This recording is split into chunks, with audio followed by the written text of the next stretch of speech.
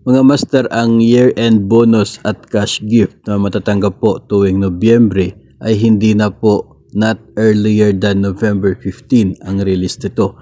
Effective po last year, naglabas po ng bagong budget circular ang DBM 2024-3 at dito po ay inamindahan yung bahagi po ng Circular 2016-4 related po sa release ng year-end bonus at cash gift. So dito po sa ngayon, ang equivalent to 1 month basic pay as of October 31 at cash gift to 5,000 ay ibibigay na po siya para sa mga entitled government personnel simultaneously with the first agency payroll for the month of November of the current year. So ibig sabihin po niyan, kung twice a month po yung sahod ninyo o kaya ay every week yung sahod po ninyo, yung year-end bonus at cash gift ay sabay na po o pwede na po siyang isasabay pagbigay doon po sa unang sahod ninyo for the month of November. So maganda po yun, advantage para po sa mga kung may agency po na weekly yung pagbibigay ng sahod o kaya ay yung bi-monthly, twice a month pero maaga yung kanila pong first release ay advantage po para sa kanila. Medyo hindi po siya advantage kung once a month yung sahod ninyo at late pa dito po sa huling bahagi ng buwan yung pamimigay ng sahod kasi doon din isasabay ang year-end bonus.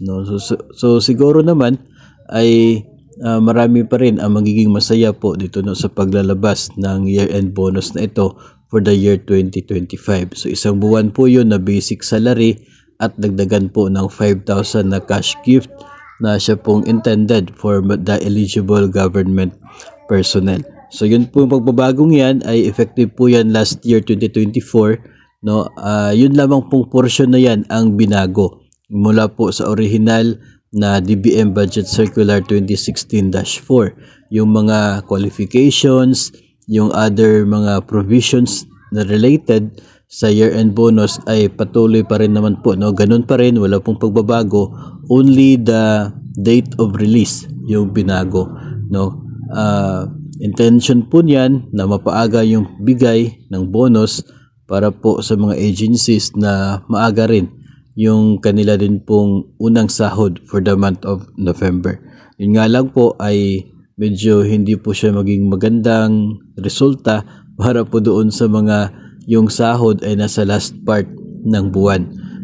But definitely darating naman po talaga ito pong year-end bonus at cash gift na ito. Tandaan po, basic salary as of October 31 ang basihan ng inyo pong year-end bonus na makukuha mula po sa gobyerno. At ito po ay hindi lamang po for DepEd personnel, kundi para po sa lahat ng mga government agencies na siya pong magbibigay ng year-end bonus na ito sa kanya po mga empleyado.